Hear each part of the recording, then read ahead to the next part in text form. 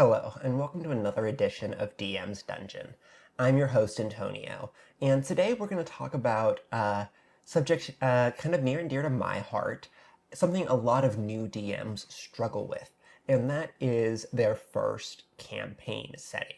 And I mean specifically their first homebrewed campaign setting. One of the first major decisions a new DM has is homebrew or module campaign. A lot of people recommend going module the first time, or at least starting from a module. That way you get to kind of ease into DMing. You don't have to prepare everything yourself. It's more you're studying from something that's pre-written at the beginning, and that helps you have a little less work to do and get more used to the flow of games and the kind of things you'll need to prepare for. Common mistake of new DMs is to prepare too much sometimes of the wrong types of things, and then their characters go into a completely different direction than they thought, and now they are struggling to work a lot of this stuff they spent a lot of time on into the campaign, or feel like they just have to throw it out entirely. So with homebrews, my number one tip, and this is not just from being a DM of homebrews and writing my own and DMing modules, but this comes from being a player and hearing a lot of actual play podcasts and watching a lot of actual play YouTube series. And it boils down to one of my favorite quotes from Pablo Picasso: great artists steal, or in this case, great DMs steal. What I mean by that is, it's, I think, surprisingly to a lot of people, okay to just take something from another property, IP, or franchise that you're aware of. And there's a couple of reasons for this and a couple different directions you can look at this from. First off, you have the find something that the players in your campaign aren't familiar with. Probably a bad example, but if, for instance, you are playing with people that aren't familiar with Firefly, then just using pretty much that exact setting is okay. Really, it is. You can have the war.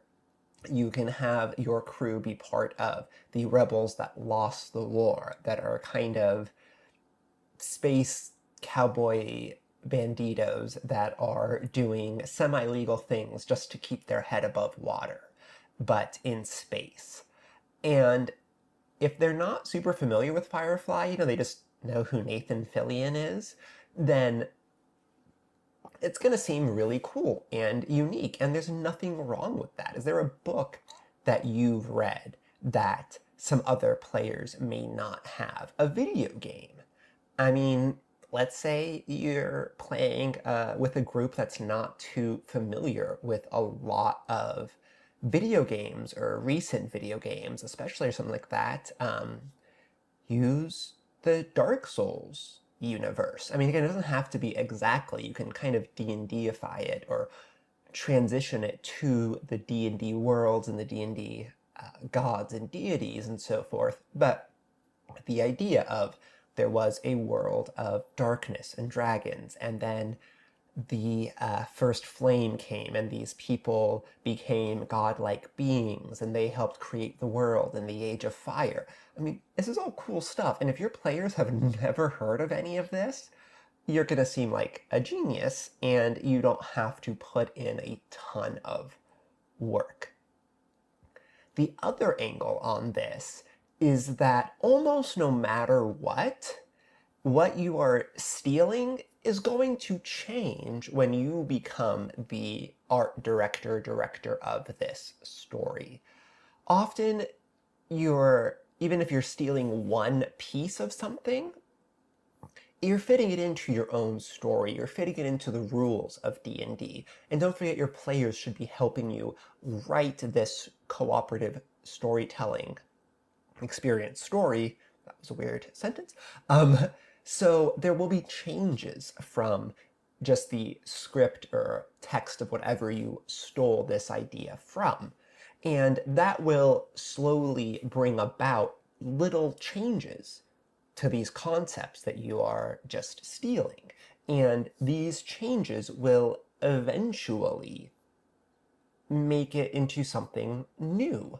Not to mention that if you don't outright say, okay, here is a Veritech from Robotech, here is a Gundam or something, you start describing a giant robot. This is a horrible example. Then your description is going to color how everyone sees it. Even if you describe what you think you're perfectly describing a Gundam, someone else is probably going to imagine it slightly different. And if they don't make that immediate connection that, oh, he's just talking about Gundam, again, horrible example, I'm sorry,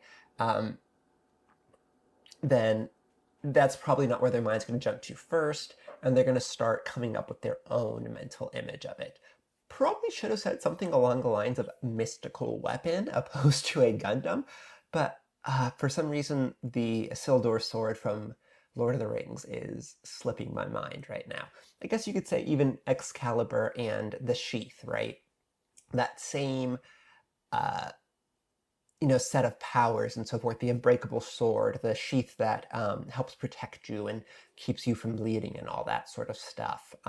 You can bring that in, but if you don't outright say Excalibur, and if that's not on players' minds, they're often not going to just be like, oh, that's Excalibur, It will become part of your world that you're creating. And the moral of the story is there's all these different factors involved in coming up with your own campaign, and you have so many different people's imaginations, and you need to use the fact that there aren't necessarily always going to be direct visuals. You're just describing things, and then people's minds are going to go off on whatever tangent they go off on, and use that to your advantage, and do what you can to take your favorite things from your favorite pieces of media and incorporate them into your game. It's going to make a couple things different for you. For starters, you're going to be that much more into it, I feel like. Now, you can get this obviously from creating your own magical items and so forth you get excited about. But, I mean, if there's something you're really excited about, whether it be Excalibur, a wand, the Elder Wand from Harry Potter, what have you, there's something, if you're obviously a fan of wherever that comes from, you're going to be really excited to get that in there. That excitement's going to show, I think, to the players. It's going to help give you energy.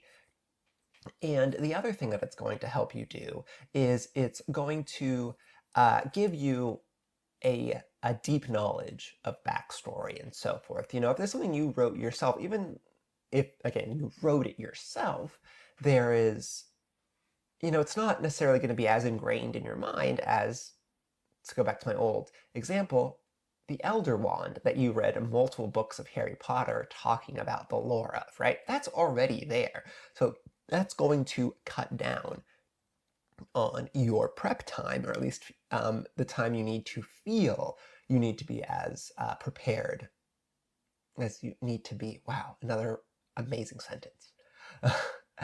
Anyways, I think you get the gist of it, and my tongue's starting to get tied. So, thanks again for joining me here in the DM's Dungeon. I've been Antonio, and I'll see you next time.